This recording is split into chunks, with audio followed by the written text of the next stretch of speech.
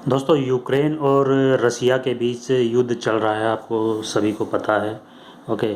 और ये युद्ध हुआ क्यों और इसके क्या मतलब मायने हैं, और इस युद्ध के पीछे कौन है, इस वार के पीछे कौन है। ओके।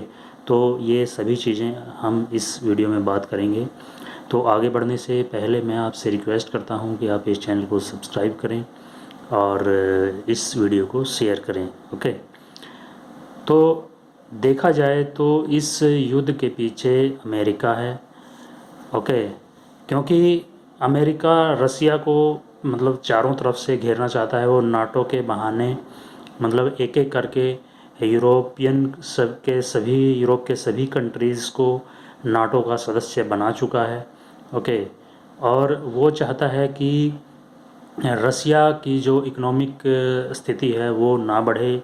रसिया एक मतलब बड़ी पावर ना बन पाए इकोनॉमिकली। ओके।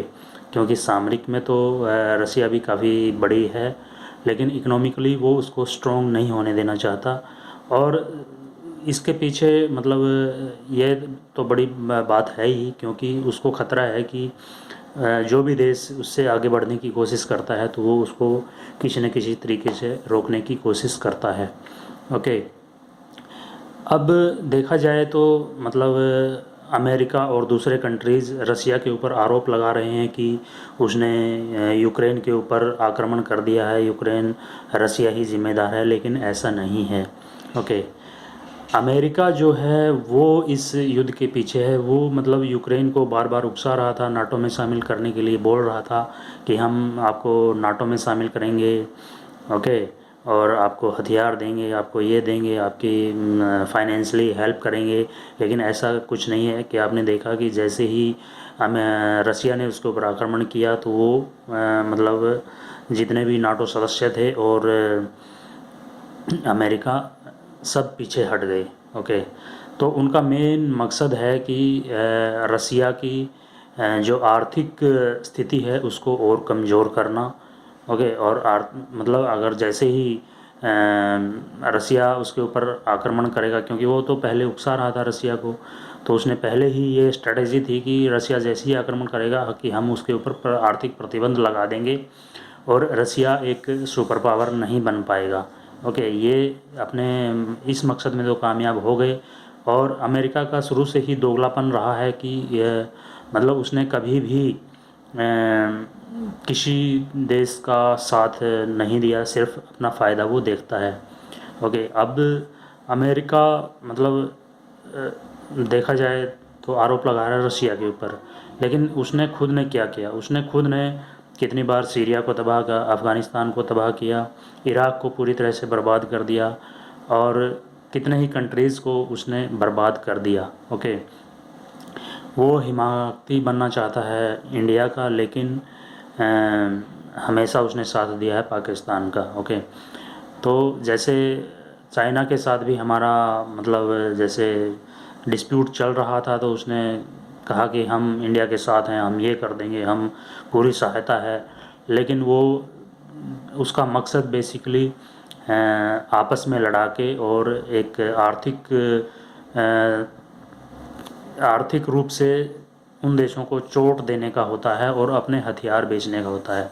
क्योंकि आपस में लड़ा के अमेरिका सिर्फ अपने हथियार बेचता है और पैसा कमाता है, इससे ज़्यादा कुछ भी नहीं है। ओके। तो ये चीज़ें मतलब सभी देशों को और भारतीयों को समझनी चाहिए कि अमेरिका सिर्फ और सिर्फ किसी का नहीं है, सिर्फ अपना हित देखता है। ओके। तो इस युद्ध के लिए अगर कोई ज़िम्मेदार है वो अमेरिका और इंग्लैंड जैसे देश हैं, नाटो के देश हैं जो पिछलग्गू हैं उसके अमेरिका के। ओके। क्योंकि जैसे ही युद्ध शुरू हुआ तो उन्होंने मतलब सभी लोगों ने मिलकर यूक्रेन को अपने हथियार बेचने शुरू कर दिए। ओके। तो अब जैसे हम कोरोना वायरस को ही ले लीजिए, क्योंकि अमेरिका हमेशा ही एक डिमांड क्रिएट करता है और फिर अपना सामान बेचता है। उसने पहले लैब बनवाई वहाँ पे चाइना में। ओके।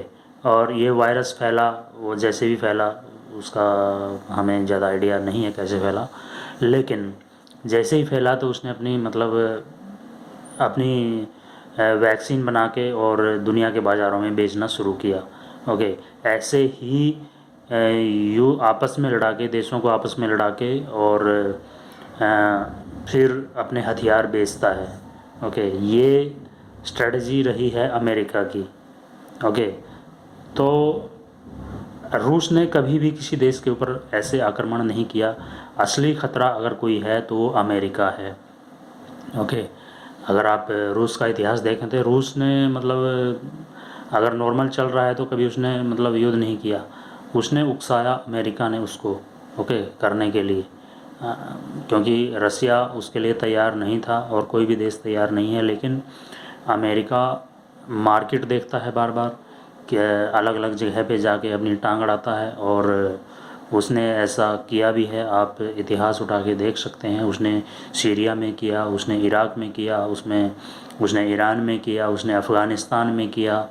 ओके, तो जगह जगह ये मतलब ढूंढता रहता है कि कहाँ अपॉर्चुनिटी उसको मिल जाए, और वो हथियार बेच के और दूसरी चीज़ें बेच के पैसा कमाता है।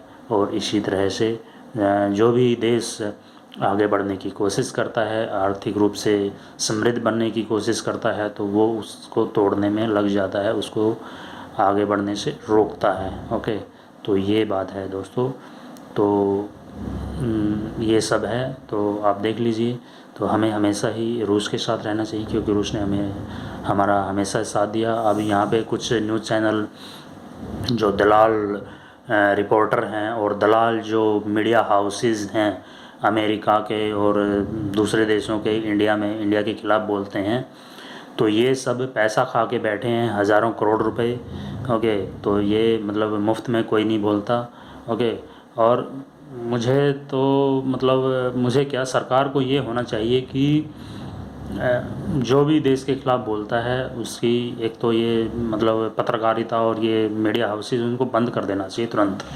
ओके, क्योंकि ऐसे लोगों को तो बर्दाश्त करना ही नहीं चाहिए जो मतलब झूठ फैलाते हैं, प्रोपगेंडा करते हैं। ओके, तो ये सब चल रहा है, आपको पता ही है। ओके, तो इस वीडियो को लाइक करें और शेयर करें। Thank you so much for watching this video.